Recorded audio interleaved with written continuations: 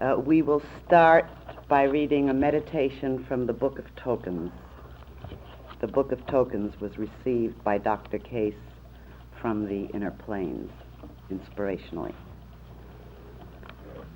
I am without beginning, without end, older than night or day, younger than the babe newborn, brighter than light, darker than darkness, beyond all things and creatures, yet fixed in the heart of everyone.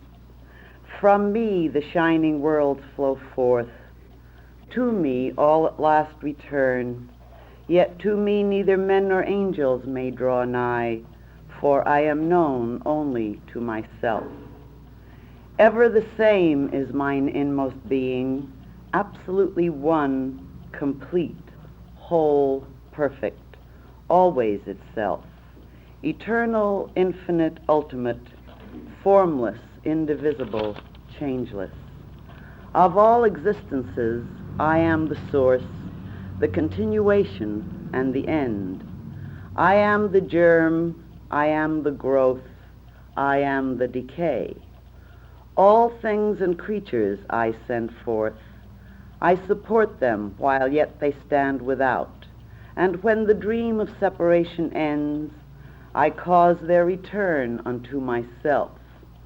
I am the life and the wheel of the law, and the way that leadeth to the beyond. There is none else. I am the fire of mind which divideth itself into the superior and inferior natures, and putteth on a robe of flesh to come down. I am the vital principle of all that is. Nothing is that does not live, and of that life I am the source. As it is written, first the stone, then the plant, then the animal, and then the man. But before the stone I am the fire, distributed equally in space, nowhere absent, filling all. And before the fire hidden within it, I am the pure knowing whence all forms flow forth. Apart from me there is neither wisdom nor knowledge nor understanding. Into every state of knowledge do I enter, into false knowledge as well as into true, so that I am not less the ignorance of the deluded than the wisdom of the sage. For what thou callest ignorance and folly is my pure knowing imperfectly expressed through an uncompleted image of my divine perfection. Woe unto them who condemn these my works unfinished. Behold, they who presume to judge are themselves incomplete. Through many a fiery trial of sorrow must they pass, ere the clear beauty of my wisdom may shine from out their hearts, like unto a light burning in a lamp of alabaster. I am the doer of all. Nothing moveth but by my power. Mine is the healing influence flowing down from consecrated hands. Mine the venom of the adder's fang. Nothing falleth but by me, and in whatsoever riseth, mine is the power that lifteth up. My presence is the substance of all things. I am the virgin snow on mountain heights. I am the fruitful loam in valley depths. I am the gold and silver of the temple vessels. I am the mire on sandals left by the faithful at the temple gate. See me and regard me equally in all, O Israel, and thou shalt see indeed. For seeing thus shalt thou see too that nothing is or can be my antagonist. All and in all shall I fight myself. What hath power to limit or defeat the very source of power? Know then that all thy sense of conflict is but the shadow play of ignorance. Wait with patience on me, thy Lord, and in my appointed time will I make clear what now is dark, and show before thee straight and true a path of safety in the very place where now an abyss of terror seems to open at thy feet.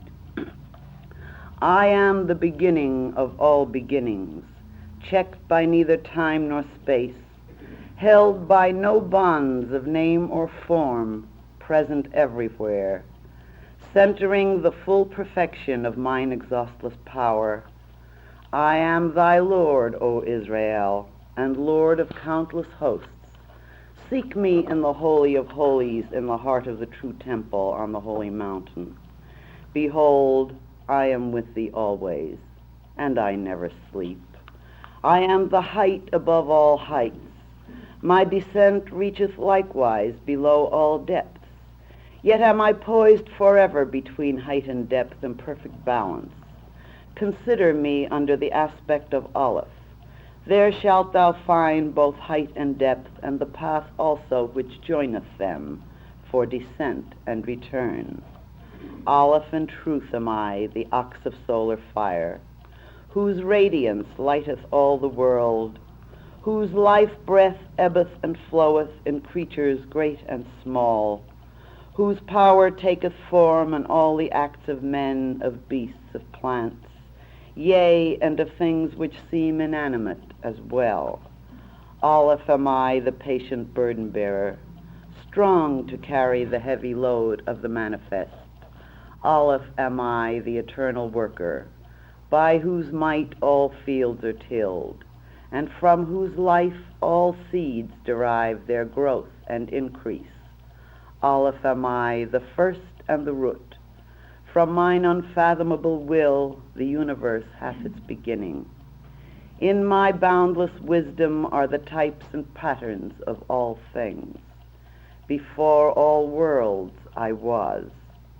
In all worlds I am. And when worlds are but a memory, I shall be.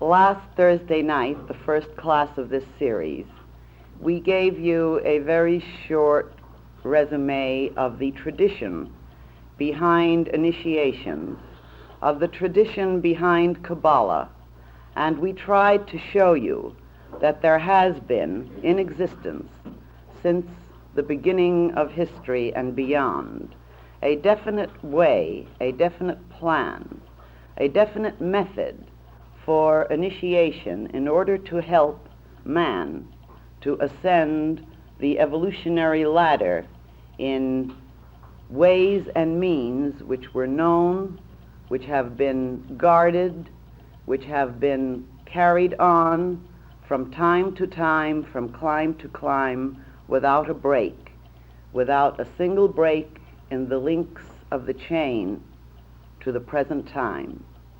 And having, we hope, shown you that this certainly is so, because every true scholar knows that the Holy Bible, that the understanding of true esoteric occultism is absolutely dependent on the Kabbalah, since the Bible, you remember, was written by the prophets, that is, those who were trained in the secret traditions of Israel. And this week we are going to start familiarizing you with the tree of life, which you see before you. And before we can go into the ascent and the ways, the means, the methods that have been utilized, that is that which we can give. And we're going to give more than we have ever given before to the public in this particular series. Before we can show you the way the upward climb is taken in true initiation, we will have to give you a short, and I'm afraid a very short, understanding of the teachings that have to do with the involution of consciousness, because unless we have some grasp of this, we'll be unable to fully understand and therefore utilize the rest of the work that we're going to take in this very short class series, which, as you remember, is going to last only through June and July on Thursday evenings.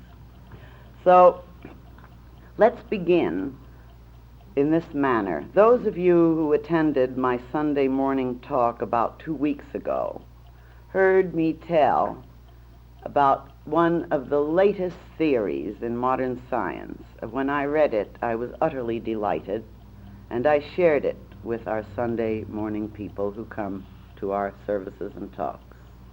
And I do wish to, again, bring it up here because it has a great deal to do with an understanding of the involutionary aspect of consciousness and therefore the appearance of what seems to be a physical universe.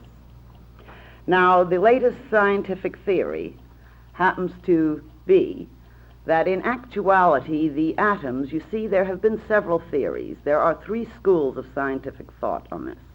One school of scientists favor the idea that at one time all the physical matter in the universe was condensed into one very compressed ball, and then boom, there was some explosion, and the universe has been exploding ever since.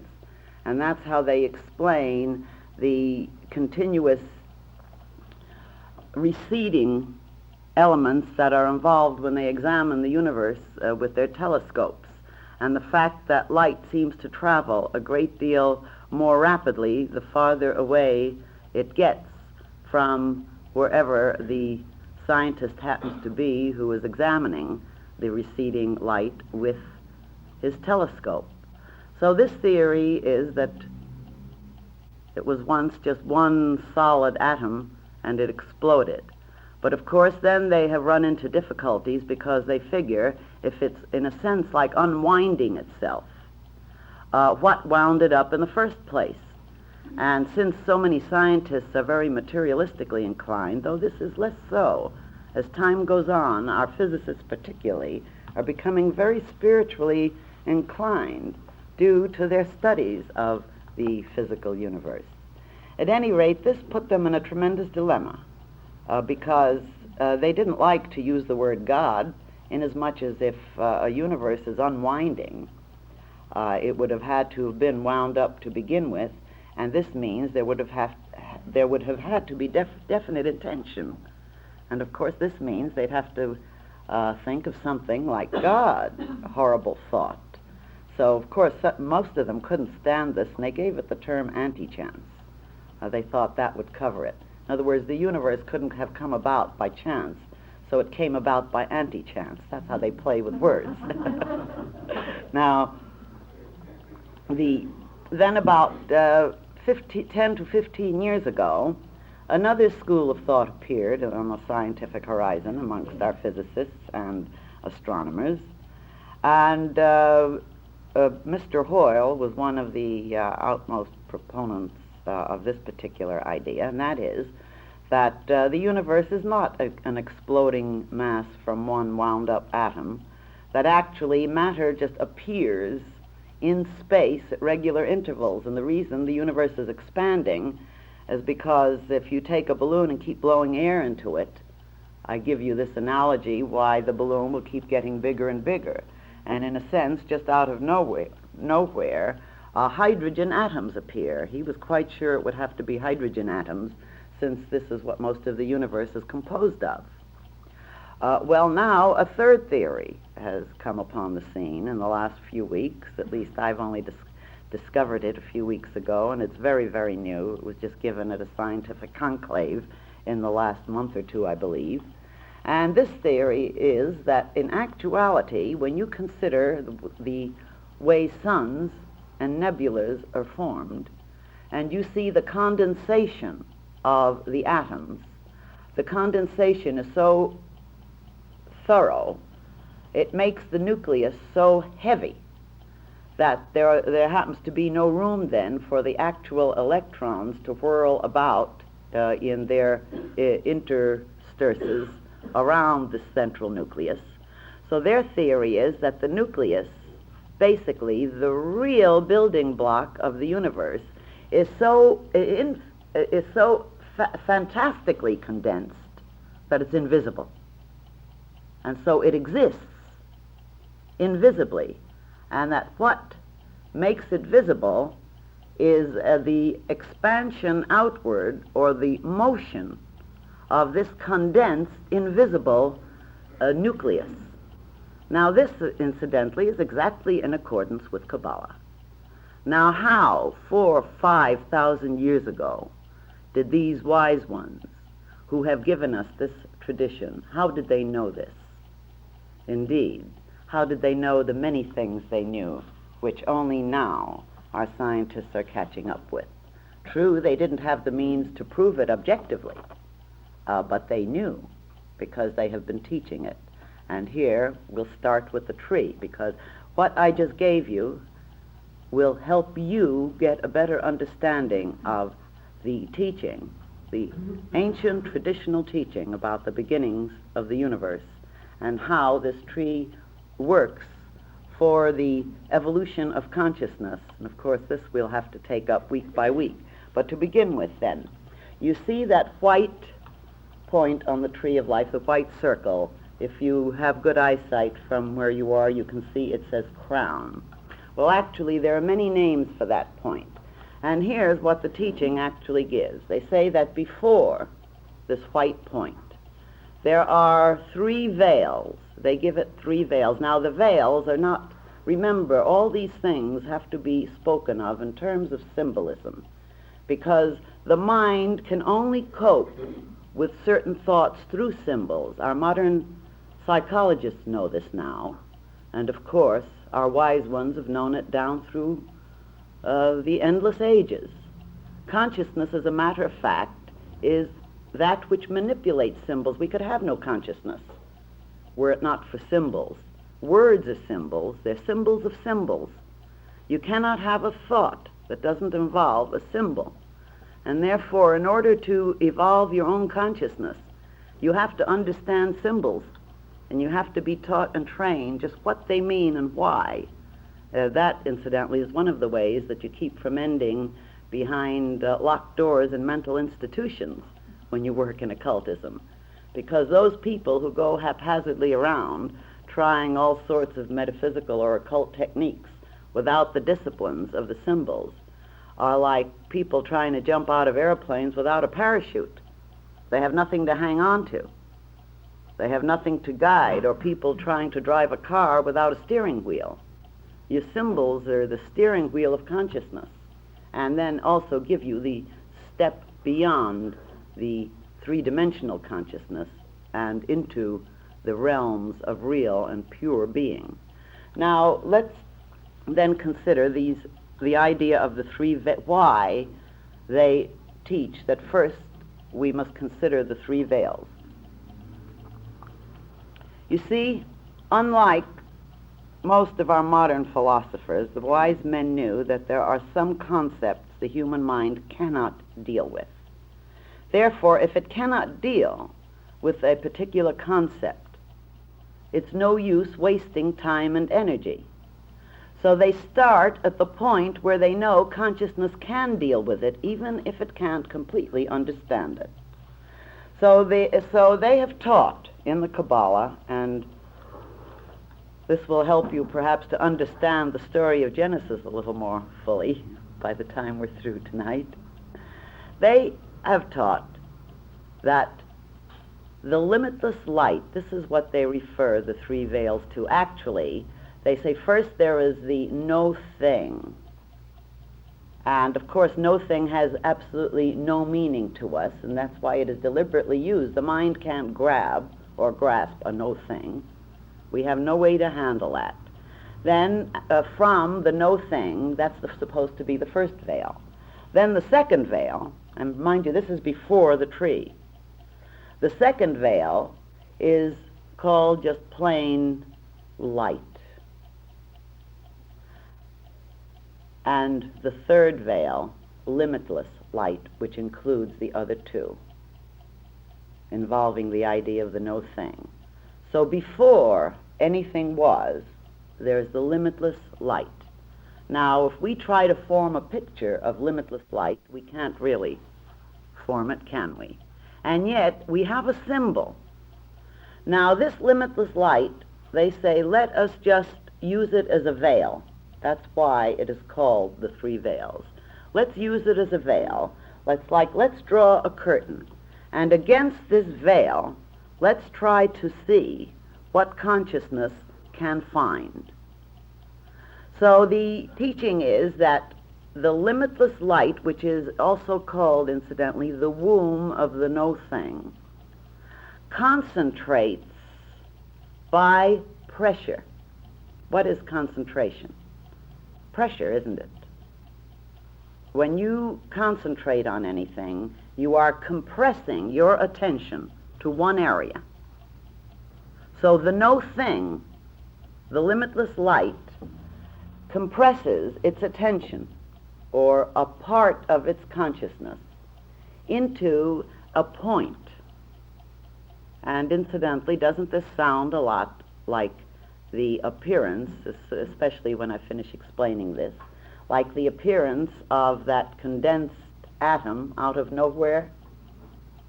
That is the concentration of the cosmic life into a compressed self-contemplation.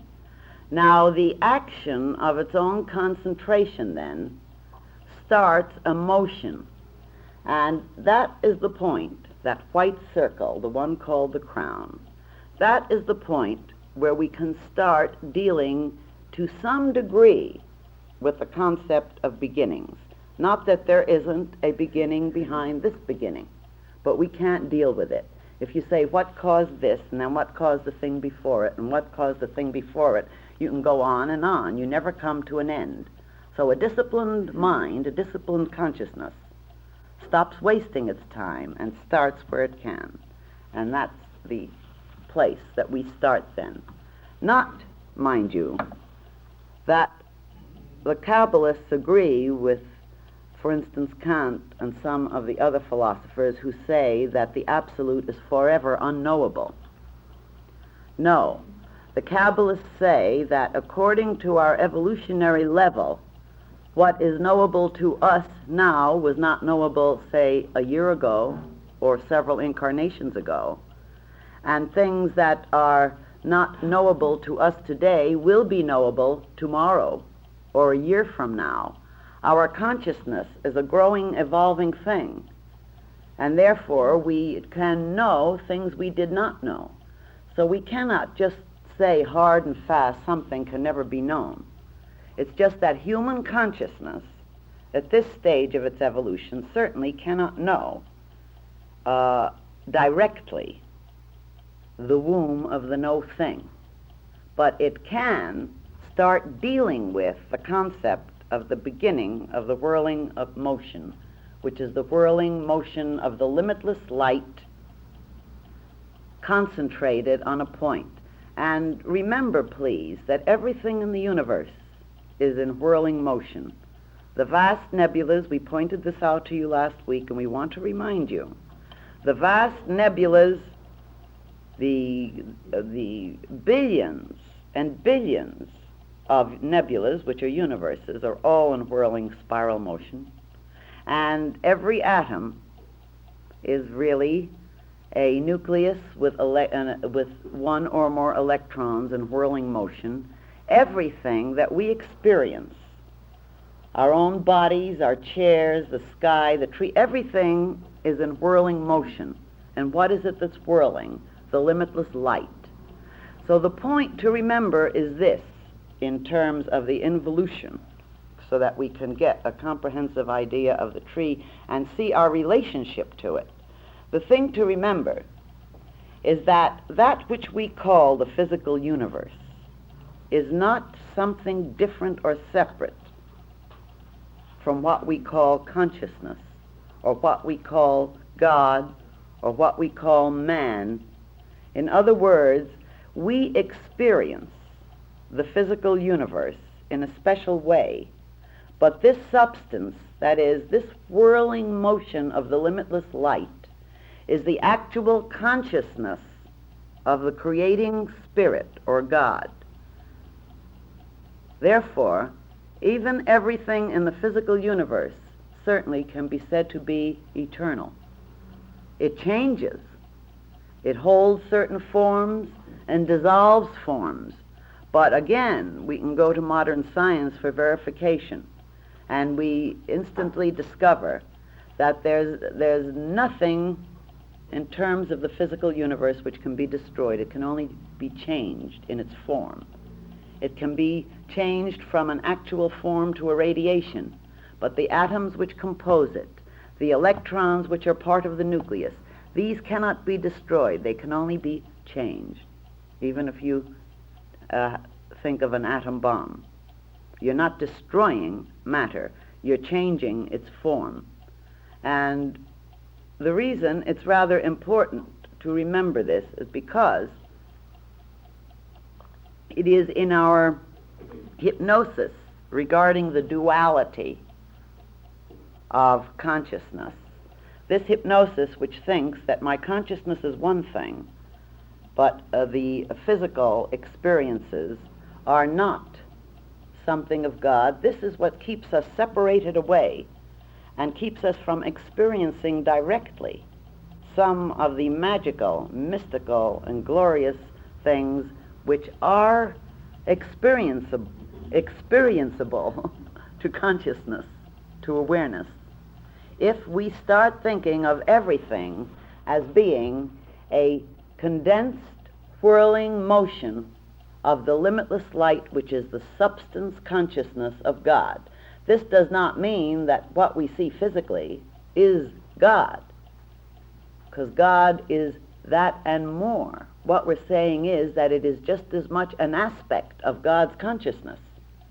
And incidentally, the whole secret behind transmutation and regeneration is involved in this one particular idea, which you will see when we start explaining the initiatory paths as we start rising upward again. So in these beginnings of the concentrated center of whirlings, we can think of it as God concentrating a center of attention upon itself, and again, in a sense, think of it looking into itself, which is a motion of its consciousness, and seeing within itself two aspects of its own being to begin with.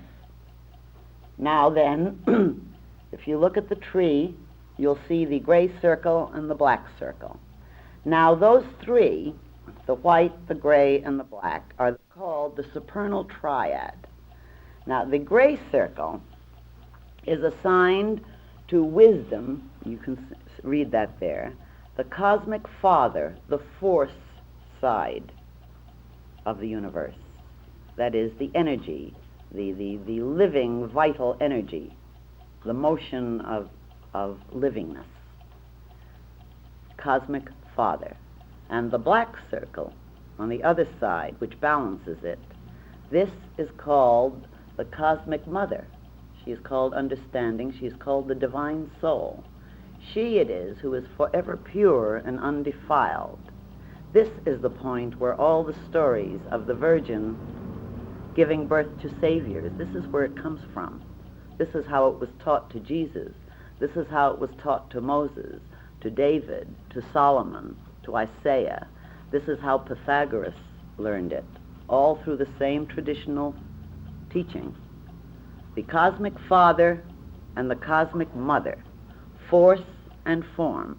Now mind you, it isn't that this cosmic father element and this cosmic mother element, or the principle of force and form, suddenly came into being. Remember, this is a process of, shall we say, the absolute, or God, looking into its own nature and seeing these two aspects of itself. And here we have the beginning of consciousness, or polarity. Because look, we have light and dark. We have day and night. We have joy and sorrow. We have good and evil.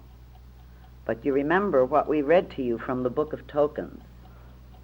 Is there such a thing as evil? Relatively speaking, yes. But in its real essence, in order to be conscious at all, we have to have this polarity, these opposites. Otherwise, what would there be to be conscious of? And so these are the eternal two aspects of deity. The cosmic mother, the cosmic father, and, it has been taught in Kabbalah always, these two are forever conjoined. They are in eternal union. And indeed, from this eternal union, from this eternal love, we are begotten. We will show you on the tree, and of course, awakening to this realization. This is actually having the Christ consciousness, you know. So from this union and the path that you see, that green path that crosses between the gray and the black circle, this is the path of conjunction, actually, and you notice the Empress, in Tarot, our Empress, which is assigned to Venus and to the whole love aspect of life. This is what joins these two forces. Now then, if you will notice the circle going down, rather the path going down the middle from the white to the yellow, that is the path of the High Priestess. And it is also called the intelligence of unity by the Kabbalists. Now that yellow circle is called, and this you have heard me tell you often in other talks, it is called Adam, which means, remember, generic humanity. It is called the Savior. It is called the Messiah. It is called the Son of God. It is called the King. And you see, this is the begotten Son of God. Here we're showing a certain aspect of the involution, although there are many levels which we will not be able to go into here, because there are the four worlds. In actuality, each one of these sephirith is said to be divine emanations, naturally of consciousness. And if you think of a sort of overflow into a receptacle, they overflow from one to the other like a lightning flash. This is the involution of consciousness into manifestation. And in a sense, you can call it the expansion of its concentration into the motion of the universe. So that if you will just look at the white circle and think of going over to the gray, then across to that black, then down to the blue, then across to the red, then through the yellow to the green, over the orange to the violet, then down, you have a perfect lightning flash. And it is said that actually the tree comes into being like a lightning flash. In other words, all the emanations, which are different stages of consciousness, different ways of divine consciousness in action, that these come into being all at once like a lightning flash, simultaneously. But the outworking of them starts the time and space. This has taken place first in the consciousness, and always remember that all mystics who experience higher levels of consciousness always report that their time sense has changed. They don't have the sense of time and space that we have when we're functioning as we function here with our consciousness concentrated on the vibrational element we call the physical universe. It is because they reach a level of the self-knowing of Godhood, in which time is not, but the outworking. That's where we run into our own problems, isn't it? Where we can say, "Oh Lord, how long, how long?" And haven't we all said that? Well, the result of the union between the force and form, the cosmic mother, cosmic father, brings about the further activity, and this is all, remember, taking place within the white circle, even though we show it in its outer development. This is all a self-contemplation. It's all the substance of God, self-thinking, self-creating. But here, the creating is not yet taking place in terms of time and space, because the process of seeing itself as having all wisdom, of having a perfect understanding of all its previous manifestations in previous millennia, shall we say, brings about its memory. And you notice memory on that blue circle, that's the fourth sephira. And so the cosmic aspect of memory comes up, remembering everything it has been, and therefore everything that must logically result from what it is and what it has been and what it has created. And the logical result brings us over to that red circle, which actually is tied up with volition. Volition. Everything we feel as will, the drive of will, this is our participation in that aspect of divine emanation or divine consciousness. And again, before we go on from that, to give you a little understanding of the involutionary elements, remember, there are what are three pillars. You see that? On what would be to your right hand, although that isn't the way you meditate on it. On your right hand, you notice there's the gray, the blue, and the green circle. Those three sephirot are called the pillar of mercy, named after the central pillar, mercy. That's the memory aspect of God, and ourselves, by the way, as above, so below. Then on the opposite side, the black, the red, and the orange. That is the pillar of severity. So you have your pillar of mercy and your pillar of severity. Then in the middle, the white, the yellow, that violet, and then that multicolored one below, that is called the pillar of mildness, and that's the pillar of actual consciousness. The pillar of mercy is the force side of God, or shall we say, the masculine principles of the divine, which we all share in. It is that which has stirred into activity in the past, and therefore it's tied up with the past because memory is there. Then on the opposite side, it is balanced by the future. Again, you have your opposites. And everything that has to do with the severity side has to do with the unknown, you see. That's where we usually experience our fears, that which we don't know about yet. And so you have your mercy and severity, and your balance is the pillar of mildness. And this we will bring up rather often when we explain the changes in consciousness that take place, when we go through the opening of the inner areas of our consciousness in terms of the tree. So from that volitional will aspect, when God in this self-contemplation sees what must come as a result of its own nature, it comes through the yellow, because remember, this is the seeing from the past to the future, and we're not dealing with that middle pillar at all as yet, except that it receives the influence. When we get to this green circle, we come to the desire element of life, which, and you might ask, well, does God desire? God must desire, otherwise why did he take so much trouble getting this universe and ourselves around here? In actuality, the basic tradition is that the nature of God is to desire to share the glory and beauty and magic of creativity. And so out of this nature, this desire to share, which is love, that's why you've often heard it said, God is love. Out of this desire come all things.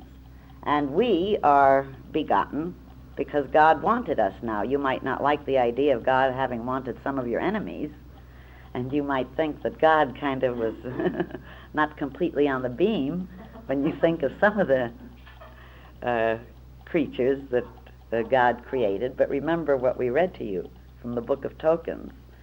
These are just uncompleted images of his divine perfection.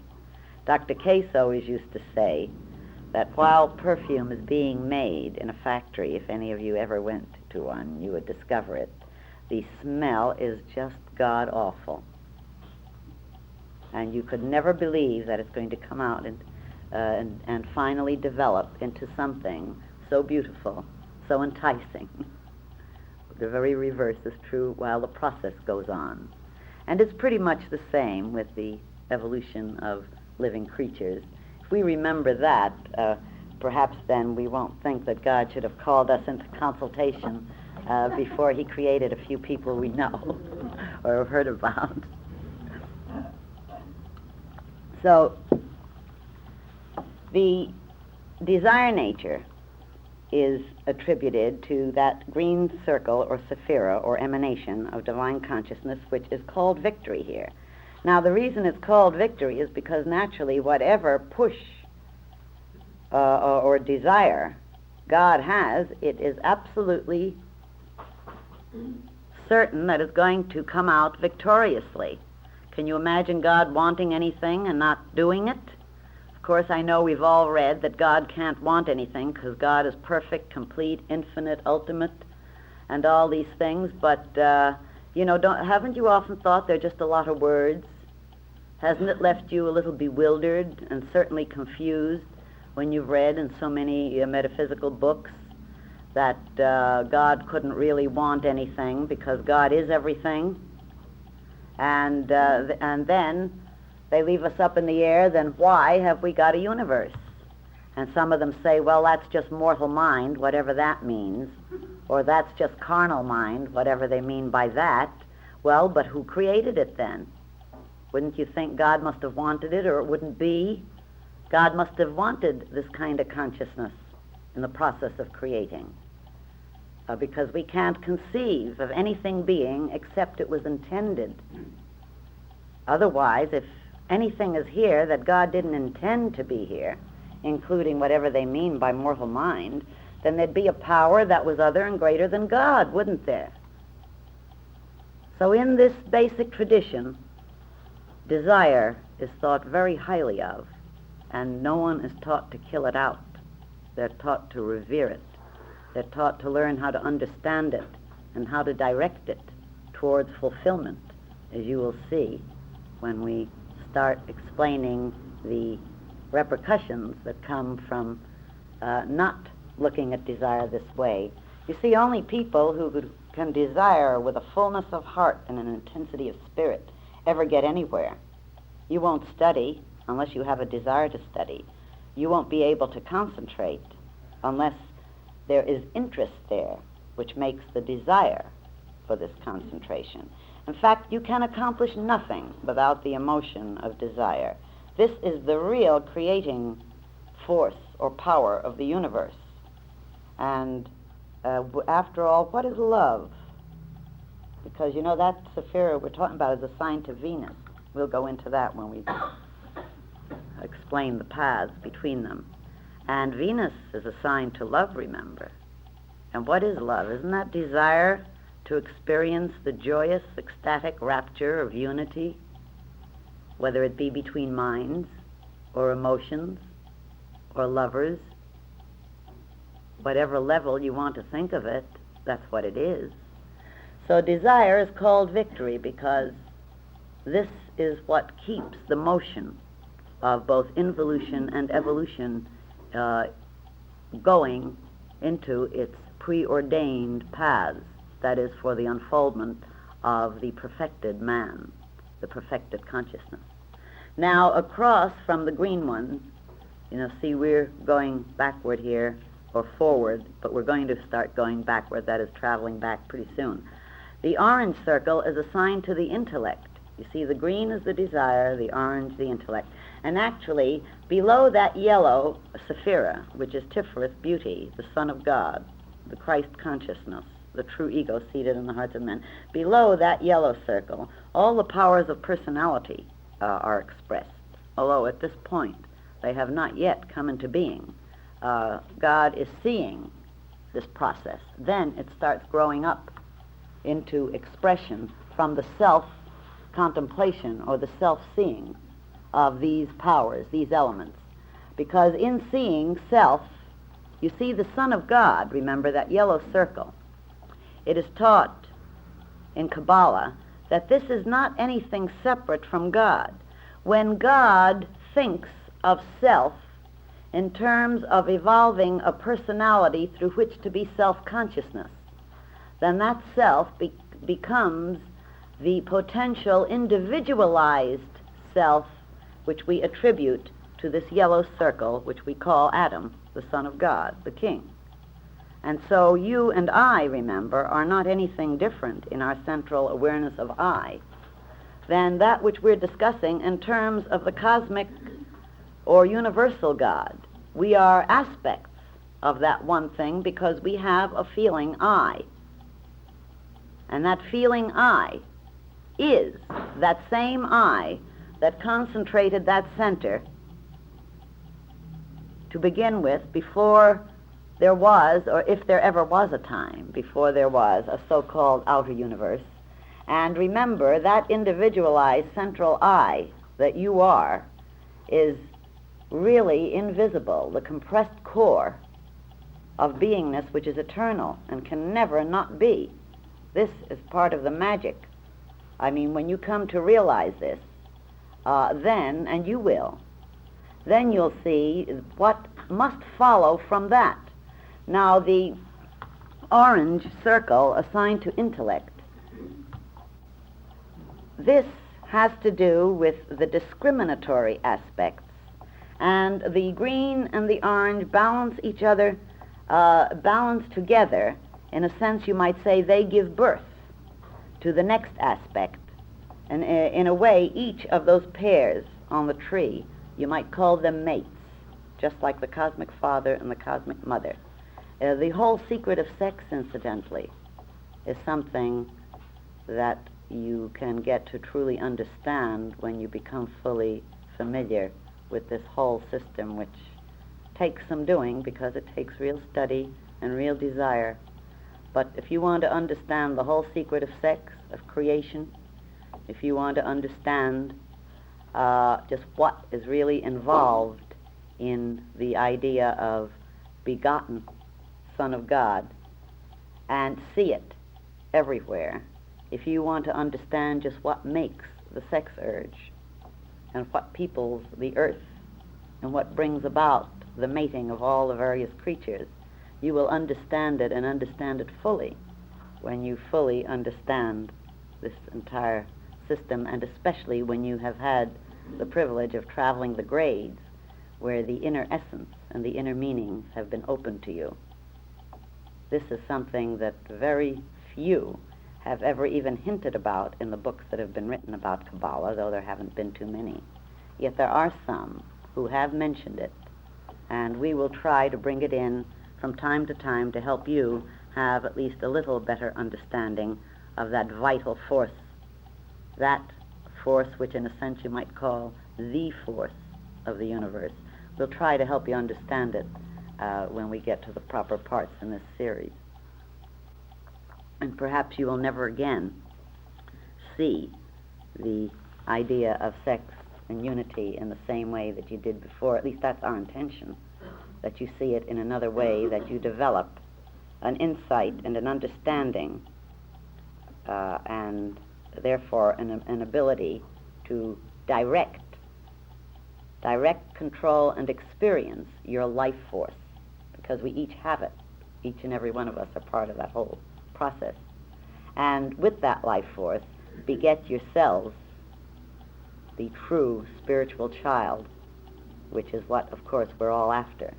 Now then, the violet circle, which is called Yesod, the foundation, this is assigned to subconsciousness.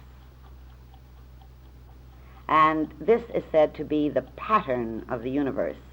That is, where from which all things flow. That's why it's called a foundation. And incidentally, these different parts of the tree are assigned to, of all things, believe it or not, physiological aspects of God. And Yesod, the foundation, is assigned to God's reproductive organs. Now, don't think that's silly, because just think, this is subconsciousness. And just stop to think for a moment. How did you know how to build your vehicle when you were in your mother's womb? You were just a single cell to begin with. How did you know how to gather nutrients and to keep dividing and organizing your elements together into a pattern, and then keep dividing parts of yourself and organizing, because you did it. Did your mother know how? Did she take a course in biology at school that told her how? She didn't know how, although she also did it in her time. Something knows how. That something is in subconsciousness. That's where it is. Subconsciousness knows, and after all, subconsciousness is something that you have and I have, we all have it, we share it. And it is in subconsciousness that the whole procreative drive exists, isn't it? I mean, can anyone command these urges? No one can command them. Just like the wind bloweth where it listeth, these urges have a life and a will of their own. And we have many problems in the world because of that, incidentally, but we will cover that on the return journey of the tree when we take it step by step. But the reproductive process, this is the foundation of the physical universe, you see. And it's also assigned to subconsciousness and incidentally to the astral plane, and we will show, and to patterns. All the patterns that exist in consciousness reside in that part of the awareness. And this all going in this evolutionary flow from self-remembering to self-remembering. Finally, we come down to the bottom circle, which is called Malkuth, the queen, the bride. It's assigned to the physical universe, to actual form. Now, in essence, what occurs, of course, this has been well known. The arrival of this essence, this drive, this force, this knowingness, this memory, this volition, this desire, all these parts we just mentioned about the tree. For instance, just let me run it down, like in the white circle. The drive to be, the beginning of the whirlings, the gray one, with the wisdom, the black, the understanding, the blue one, the memory and the mercy, the red one, the severity, and incidentally the drive, the volition, and the green one, the desire, and the orange one, the intellect, and the violet one, the foundation, that is the generative capacities. All these powers became involved and started to push a certain condensed part of itself around. And so evolutionary-wise, what we did, each and every one of us, as sparks of these knowing, never out of God, all this taking place, remember, inside of the oneself. And as we have often explained before, if you find it difficult to think of yourself as being in God and actually an acting element of God and in God, try to remember that you are many types of personality depending on who you're with, that is, on the relationship. And this will help you to get more firmly into your minds the basic idea of the one and the many, which is important in a full understanding and usage of the powers that involve the tree of life. So, if you think of yourself as being a friend and a student, perhaps also a teacher, a worker, and you're a different friend to each of your various friends, and so on, you're a daughter or a son, as well as a sister or a brother, and yet all the time you are you. In the same way, each of us as sparks, sparks of the one individual Godhood, the sparks of the I, came down through the self-contemplation into the purpose of the whole involutionary idea, and that is to push our way back into full self-conscious cooperation with God, into the development of not just an eternal individuality, because this, yes, but an eternal individuality that will become just as much a creator, even of universes and time. As a matter of fact, each and every one of us are already the creator of our own universe, as we shall see, but in an even larger sense. And so we started, first of all, pushing through single-celled life, and then learning with our consciousness how to manipulate this substance of consciousness, the substance of God, which is our own substance, the substance of mind, of universal mind, how to manipulate it into ever more complex forms. And so we lived and we died, and we lived and we died, down through billions and billions and millions of years. And we learned how to make ever more complex forms, and every time one of us found a new way to bring in a new form out of the memory of God which we share, out of the will of God which directs us, whether we know it or not, out of the intention of God. Every time one of us accomplished a new form, it was shared on the subconscious level with all, because we're all one life wave, until finally we arrived at the point where we all are now, that is, as human consciousness. And therefore, in essence, we must remember, we must think of ourselves as having already learned how to do everything that's necessary, everything that is necessary, not only to build a vehicle, but how to keep it going. Because again, I will ask you, how do you know how to keep your blood pumping through your veins? How do you know how to continue to breathe in and out? How do you know how to send out the carbon dioxide and take in the oxygen? How do you know how to send all the various nutrients into the different parts of your body in order to keep it functioning? You do it, you know. How do you know how? Well, the point is this: you have learned how. Otherwise, how could you do it?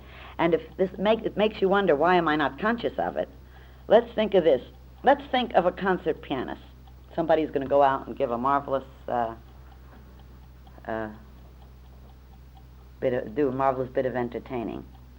Now, in order to be able to play that piano, in order to be able to toot that horn, or whatever, think of the hours of practice when the consciousness had to apply itself to disciplines in order to learn how to manipulate the fingers, the muscles, the development of the understanding of music. Then, when it became subconscious, when that person didn't have to think anymore which finger goes on which note, when that person could just look at the music and instantly play it, that's when that person was a virtuoso. How about those of you who type? If you have to think of each letter and poke it out with one finger, hunting around, you're not a typist. A typist doesn't have to think of the keyboard. But why doesn't the typist have to think of the keyboard? Because the typist learned how, memorized that keyboard, learned how to manipulate it, and therefore it's subconscious. Doesn't have to think. She can look at a letter, and without looking at the board, without thinking of her fingers, the moment she'd start thinking about her fingers, you know what would happen? You bet. And you know what happens the minute we start worrying about our bodies? We get sick. Look at the hypochondriacs. You see, we don't leave well enough alone. We're like when that centipede was asked, pray, which leg comes first? You know, it was able to run around beautiful with what was supposed to be its 100 or 1,000 legs. And the moment it was asked which leg comes first, it fell flat on its back, and it was helpless, because it wasn't letting the proper part of the consciousness do the job. So anyway, we've just, in such a brief manner, without giving you any of the real essence of the involutionary elements, we have at least tried to show the influx of consciousness through a state of concentration and its decision to develop and control and form vehicles through which it could experience certain states of consciousness. Because remember, we're going to have an intermission in a minute, but remember that the kind of vehicle that you have is what determines what kind of awarenesses you have. The bee, for instance, has a type of vehicle so that it is aware of certain of the ultraviolet or infrared, and it lives in a different universe from us. You see, it has other awarenesses. The kind of vehicle you have is what gives you the awarenesses of God's consciousness in a specialized manner. So that you might say God, because he wanted to experience certain specialized forms, formed himself, or we should say itself, because my feminist nature objects to himself, and I just showed you that God's a he and a she. So, at any rate, this formation is because a dog can't see a star, or the fact that a flower is made up of a delicacy of forms with little tassels in the middle and so on. Every creature experiences the universe in terms of its own senses, you see. And it's still the same universe, and yet it's in the consciousness that the experience comes through the conditioning of the form. So at least that's a beginning on trying to explain to you why the form part of consciousness is important. And now, before we have our intermission, I think that the Reverend Person might want to make an announcement or two. Then we'll have a 5-minute intermission in order to get the blood circulating. Then we'll continue with tonight's class. All right, now we're going to start getting down to business. I don't know what we've been doing so far.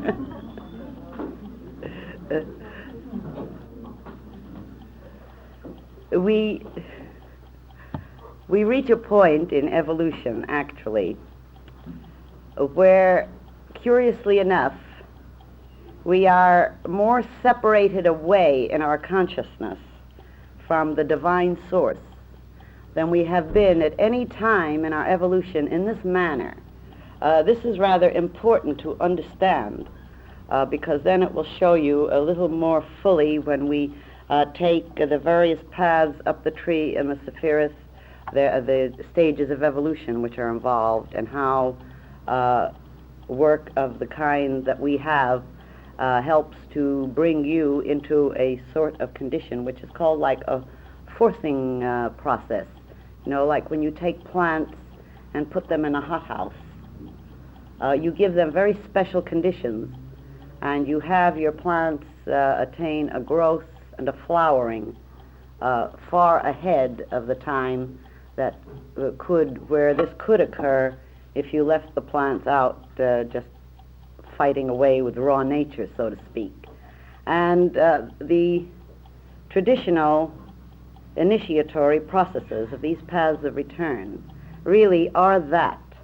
They are designed to take those few human beings, and few they usually are indeed, who have reached a point where they're able and willing and in fact desperate to take the path of hastening their own self-evolution in order to get out of the problems, the trials, the tears, the frustrations, the tribulations, the ignorance.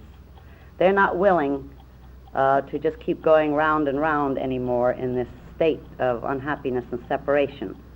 They're, well, just plain desperate. The soul is anyway.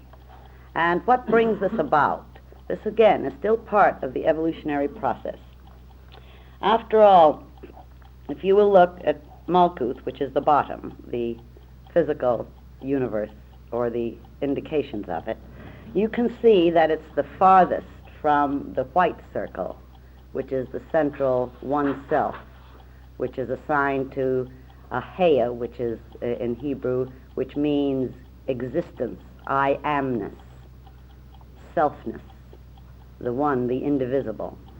In the state of consciousness, which is down in Malkuth through the form, there is the greatest separation of awareness, and yet Kabbalah teaches Malkuth, that is the physical universe, is in Kether, that is the one self, the I am, and Kether is in Malkuth, but after another manner. And here's what actually happens. Think of a circle, just of a plain circle, and think of evolution as going down, say, the left-hand side. That's the involution. Consciousness involving itself into ever more concentration. Remember, in order to evolve self-consciousness, because never forget that self-consciousness is dependent on a concentration of awareness. You know, when you walk around in a daydream, you're not self-conscious. Why? Because the mind is going hither, thither, yon, ambling along in an everywhereness.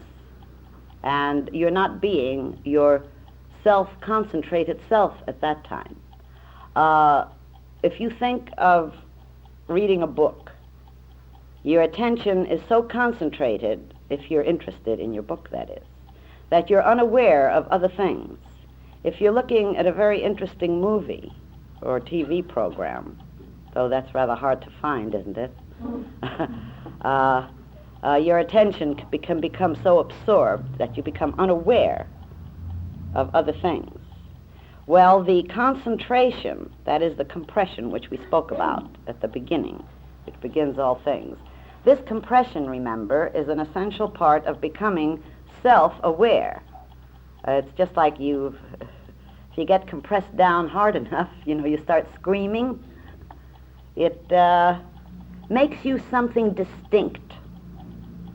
And that, indeed, is the reason for the whole compression element, to become distinct, self-conscious co-creators. But, again, as I said, think of involution as going down the side of the left-hand side of a circle. Think of the consciousness of God, of knowing who and what you are, as being at the top of the circle. And then, as you come down that side, think of it as being first the elements, then, say, plant life, plant consciousness. Then keep going downward, and then think of it as being animal consciousness. Then keep going downward until you come to the very bottom of the circle in your mind. And think of that as being human consciousness, having attained its full individuation, or self-consciousness. You will notice then that at the bottom of that circle, consciousness is the most separated from the top. That is the God consciousness. In other words, animals, even primitive men and women, plants, and all those things, they're closer to God than we are. Can you see that? And yet, we are more highly evolved than they are. Why? Because we don't stop at the bottom. Now, mind you, this is just analogy, but it gives you the idea. We start traveling. Our consciousness continues to travel to the other side of the circle. That is, it starts coming back to God. But having added to itself, remember, all the experiences, the self-experiences that it's been through. So if you ever wonder what makes people you-know-whats so often, remember, it's because they're very unhappy and insecure. They're separated. And that has to do with most of us, too. There's a sense of aloneness. There's a sense of loneliness, because the process of becoming individuated and self-conscious is rather painful. The concentration of the consciousness, that part of our consciousness, which we call I, and yet it is not different from the God I. It's right in God I, but going through certain self-experiences. That part has been so concentrated, and is so concentrated, in the experience of its form element, that just like when you're lost in a book, when you're lost in a story, you and I have been lost in the unfolding story of manifestation. So lost in just what happens, does he love me, does she love me, no they don't, they did that. We're so lost in the interrelationships and experiences. Does my boss appreciate me? I'm afraid not. Am I going to lose my job? We're focused in one area of self-experience livingness. And because we're so focused, it's like a hypnosis in a way, a self-hypnosis, and necessary up to the point, but in order to develop that pressure, that drive to find that which will take away the loneliness, to find that which will make us feel secure, to find that which will give us the kind of serenity which cannot be lost. Because I wonder how often, through how many incarnations, you and I have tried to find our security in other people, or in conditions, or in money, or in things. and each time have suffered bitter disillusionment, because all things in the motion part of the manifested universe, they are in motion, so nothing can remain the same. So we can't hang on to people. We can't hang on to our children. They'll grow up and leave us. We can't hang on to even our husbands and wives, no matter how much we love them, because one or the other, sooner or later, is going to go off into the astral, and there are the different levels of unfoldment. I mean, we keep trying to find something for security, and we come to a point where we know we're going to have to discover the secret of it somewhere other than the places we have sought. And that's usually the time when we start, really start, on the evolutionary path, or the path of return. And of course, this path of return involves many factors. We could go through several incarnations where we remain strictly, say, on a mystical path. We may even have experiences of cosmic consciousness, and yet this still isn't the answer, because we could have an experience of cosmic consciousness. How long is it going to last? It doesn't last too long. Just read your literature on the subject, and we'll still find ourselves in our personalities having to live the personality life. It will inspire us, it will encourage us, but we'll find it is not yet the answer. As a matter of fact, it has been very little realized by most aspirants that, for example, the attaining of certain states of mystical consciousness, or what in the Eastern thought has often been called illumination, and really is not that. It is having a touch of something, but it isn't the true or complete illumination, because we are destined for far more than that, incidentally, far more. It has been very little realized that that is merely one of the steps in the evolution of humanity. That, as a matter of fact, those who stick strictly to the various mystical paths, and these are good because we need them, and I'm sure most of us have had that in past incarnations, that the time still comes when we have to become masters of the vehicle. We have to become masters of the processes of thought and emotion, because that is what we're here for. And the various different types of paths that aspirants follow at various times in their evolution, these go through many incarnations, but finally comes the time when they are ready to follow the path of complete integration. That is, they cannot and will not be just mystics. They cannot and will not be just occultists. They cannot and will not just be new thoughters, just learn how to think right and everything will be all right. And, if only I, just don't think so negatively, and you'll sing and you'll walk along in paradise. Well, it only works so far. And then we find that it isn't quite that way, because we're still part of the whole process of the mass humanity, and we cannot get out of it. And that is where we need to develop the spiritual strength and the integrity of selfhood.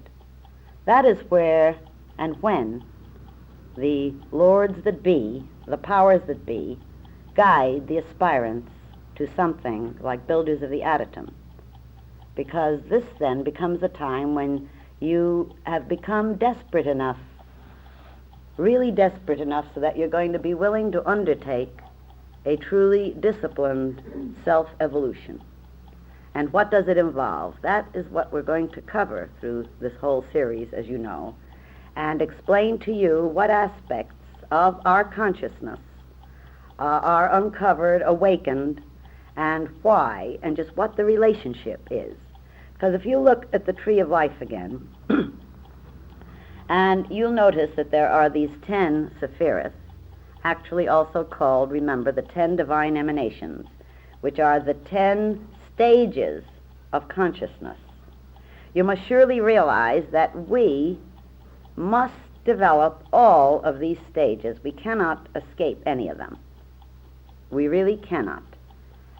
We are going to do it with self-intention, or we'll be taken bloody and dragged through thorns and heavy rocks.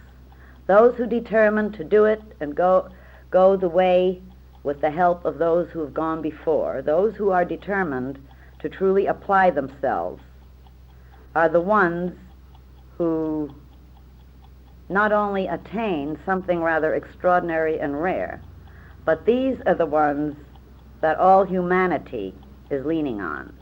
Because as you've heard said so often, many are called and few are chosen. Truly, it's because few are willing to undertake the kind of study that's necessary and the self-direction that's necessary in order to attain what is necessary. Just think for a moment. Well, actually, no. Let me tell you about an experience of mine. Now, before I met Dr. Case, and before, therefore, I found the OTA, I had been quite determinedly traveling my own idea of the path of return. I was a sort of lone wolf. I didn't like organizations, and I didn't like lecturers, and I had no use for ritual, and symbols were for stupid fools, not for me. So that's the way I felt. And yet, curiously enough, I seemed to be doing all right, I thought. That my very first attempt at serious meditation, I was very young, I assure you, I instantly, after it took 1 hour, I experienced cosmic consciousness. Just like that, my very first serious attempt. And yet, I had enough analytical ability to know that there must be more than that. Because although it became very easy for me, almost at will, to bathe in that infinite rapture and ecstasy, and it was very easy for me, still, it didn't do anything to my personality of the important things. I wasn't aware of it, of course, but it was when I met Dr. Case, and we had an explosion of an instantaneous recognition of each other, naturally not from this incarnation. And I immediately started to work with him, and only because of my own awareness of his very amazing adepthood and his amazing spiritual level. It was because of what I saw in him that I was willing to try the disciplines of working with tarot and learning things that seemed to me very foolish. And at first I thought, oh my God, things like all the symbols and stuff, well, that might be okay for beginners, but I'm way beyond that. All I have to do is take a deep breath and say poof or something, and off I am into a cosmic, infinite, beginningless, endless rapture. Why should I need that silly stuff? You see, humility was not one of my virtues. And yet, because of how I felt about Dr. Case, because of what I saw in him, I decided to try it, just to try it. And I was not one of the individuals who took to it quickly. Some people get something from it immediately. It took me a longer time because I had a lot of bigotry in me that held me back. But what I discovered after 2 years, and this staggered me, I discovered when I looked back to what I had been personality-wise 2 years previously, that the change, and it had been so subtle I had hardly been aware of what was happening, that the changes in my personality, the changes in my outlook, my perceptions, my insight, my understanding of human heart, that these had increased so tremendously that it just absolutely staggered me. I realized that though I had been able to experience cosmic ecstasy at will, that I had not been working on the most vital of all jobs, and that was perfecting my personality and developing the powers of the personality in order to be able to help others with these powers. And in order to be able to manipulate the universe as we're supposed to manipulate it for God and under the direction of the divine will. This is what I realized. And that is why I know that it isn't enough to be able to experience high mystical states. I know it because I've been there. And this is why it has made me so sad when I have seen so many people think that they've just really made the grade just because they've been able to have an illumination or an experience of cosmic consciousness. And this to me was just practically second nature. So I knew, and I know, that this is not what we should be working for, though this comes. This comes. You can't keep it from coming when you are ripe for it. But the trouble is that when people have just the mystical nature and aren't out to really develop the disciplined powers, which the traveling of the paths through the true initiatory processes, what they really do, if they are talented at mystical experience, what they do is use this as an escape. It's cheaper than a morphine needle. And of course it costs a lot less than alcoholism. But if people stop there, and most of them have a tendency to do it or try to teach other people to go to these stopgap areas, that really is one of the dead-end streets. And this is one of the great mistakes that aspirants have made because of so much of the literature that has been read, in thinking that this is what we're after. It would be like saying, well, what I'm after is an ability to hold on to an everlasting cosmic ecstasy. Well, that's impossible. Because if you were in an everlasting cosmic ecstasy, you would be unaware of everything else, and you'd stop being a functioning conscious center for a movement of life. So we learn to accept both sides of that tree, both pillars. We learn through developing enough discrimination, insight, and understanding. Well, the time does come, as we said, when you are directed or led or guided to a group like ourselves. Now, we don't say that we are the only true training center on this planet, but we do say we are one of the very few, and very few, who have the real essence. It is our responsibility to give you what has been put in our care for you. We did not dream this up. This is a tradition that has come down through the centuries and centuries and centuries. And always there have been the few who have been given the responsibility of keeping it alive and giving it on to those who are ready. Now, during this period, more, untold numbers more, are ready. You know, the increase of the population on this planet. This is a very vital time in the cosmic evolutionary scheme. And that is why so much that has been esoteric is now going to be given exoterically, and has been given, although we have much that cannot ever be given in any way except esoterically. And it is our prayer that you, through these classes, through the lessons you take, through pranayas, will prepare yourselves to take the full esoteric route. Because remember what I told you last week. There are several divisions in Kabbalah. There is the unwritten Kabbalah, also called the oral Kabbalah. And this is the part that you cannot receive except you prepare yourselves for it. That means except that you learn what you need to learn, just like the chemist must learn what he must learn to become a chemist, and the mathematician must learn what he must learn to be a mathematician, and so on. You must learn what we give in the lessons, and you must go through the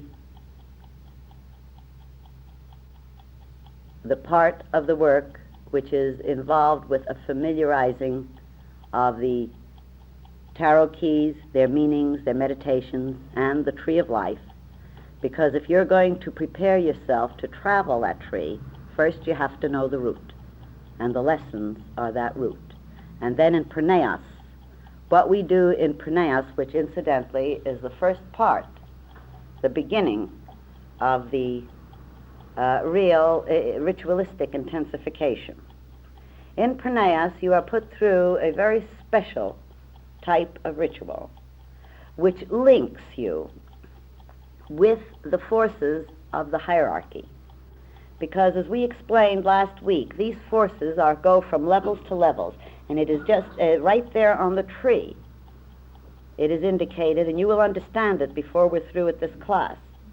Because, for instance, in the chapter you have what is called the first order, and that involves the levels of consciousness that deal with the bottom sephira, called Malkuth. That's the grade of 110, and called the Zealoter. That's where you have to really start learning how to be zealous in a special occult way.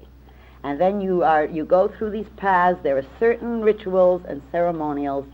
You later, in the proper times, are advanced to the grade of 2-9, which is called Theoricus, and this is where you're trained in certain types of theory, and also, incidentally, have your subconsciousness stirred, but really good, so that the patterns, the old patterns, which we call the Klippeth in Kabbalah, the sort of shells of the dead, all the old patterns that have been holding you down with all this inertia, they get stirred up for you.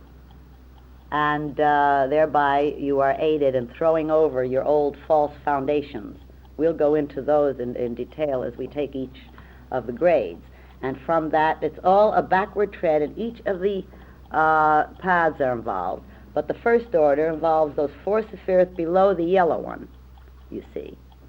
There are those 4 grades in the chapter. Now, and then the yellow, the red, and the blue sephirot are involved with the second order.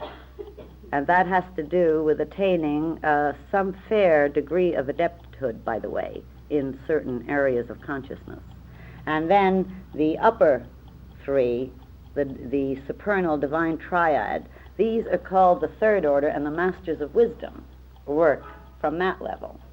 And you see, the pouring of the energies, the holding of the line, the intensification of the nature of each initiate who's traveling with us, it comes down right from the heart of that or whoever happens to have attained that complete knowledge of selfhood, through the grades of those various individuals, down through the second order, down through the first order, down through the Praneas, and then out into the rest of the work.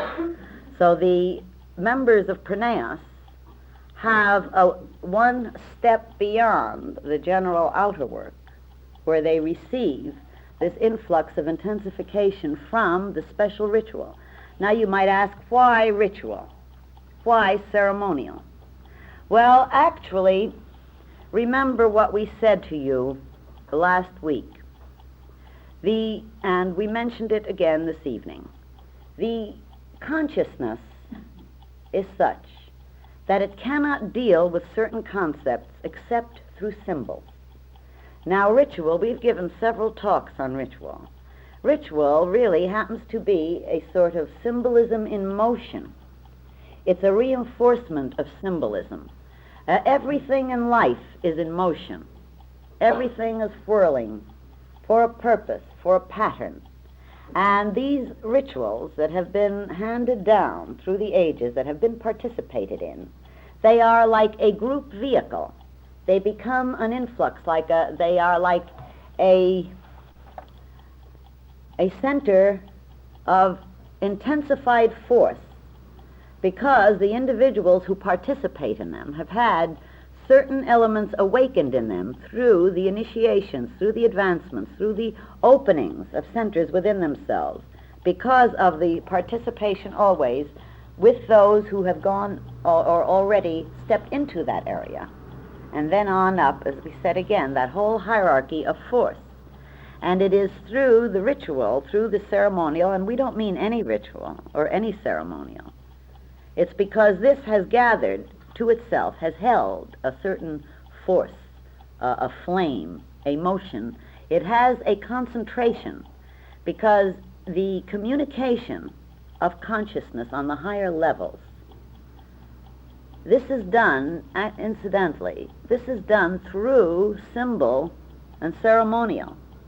So often we have had people come to us who haven't taken any of our work, but have come to inquire about it, and they have started to relate certain experiences, sometimes psychic, sometimes spiritual, and started to mention inner experiences that had to do with actual inner memory of certain ritual ceremonial initiations. And several times we have had people come and give us an almost exact description, incidentally, of a special grade involved in our work, and this has instantly told me where they were in their evolution in this incarnation, and has been able to help me to guide them. This is what it gives. This is the indication when a person can tell you about such an experience, but most of us don't remember it, and it isn't necessary to remember it. The important thing is to prepare ourselves to be able to go through it, to be able to participate in this group grace of God type of force, so that we will become awakened, expanded centers, able to handle our own consciousness in ways that we have been unable to do before. So we do have the pranayas, and from that, those who have achieved the proper amount of study, and this is very essential, they have to know the background before they can be taken into the laboratory. They have to know what they're going to mix so that they'll be safe in the laboratory. And again, in pranayas, it's important to have functioning there, because you see, no one can come into chapter just because they've learned things. We are able to study them. We are able to see whether these individuals are truly aspiring, or whether they are just power mad or place seeking, whether they have a tendency to gossip, whether they commit mental emotional murder by tearing down somebody else because they don't like the shape of their nose, or the kind of language they use, or because maybe they like to wink at a girl or a boy. In other words, they are watched subtly, quietly, for a long period, in order to determine that they can function harmoniously with a group where such tremendous forces are utilized. And the forces of initiation and growth on the paths are tremendous indeed. Now, the initiation into chapter, naturally we cannot give what the forms are. This is part of the obligation of silence. But the initiation into chapter actually starts not only an intensification, which is the first thing that occurs, but it links very completely and incidentally, very permanently, even if the person should fall by the wayside later. That subtle inner link that was made through the forces of initiation being performed by those who have already gone through and attained certain of the other levels, which we will go into in the next, from now on. The actual linkage is permanent, and those who break their obligations, they usually bring a lot of extra problems to themselves, but these are good too if they do break their obligations, because then it just teaches them a little more discrimination, and in their next incarnation they're going to be brought right back, because once you've taken the oath to persevere through trial and test in order to attain the Christ consciousness, and have done it through the group hierarchy with the wonderful forces and aid, you are on the way, and you are absolutely assured that you're going to reach it, though with most aspirants it takes 3 incarnations. Some do it in this one. Depends on the potential. So that's the way it starts. Now next week we're going to cover the we hope we'll manage the first 2 grades of the chapter, because we want to be able to cover each of the grades of consciousness and the paths which link them. And remember, the paths between are the subjective states of consciousness that we have reached. The sephirith are the actual stages of evolution attained. And we'll go into the details now of from each to each to each, starting next Thursday night. And now we have time for just 2 or 3 questions, and that's all. Question?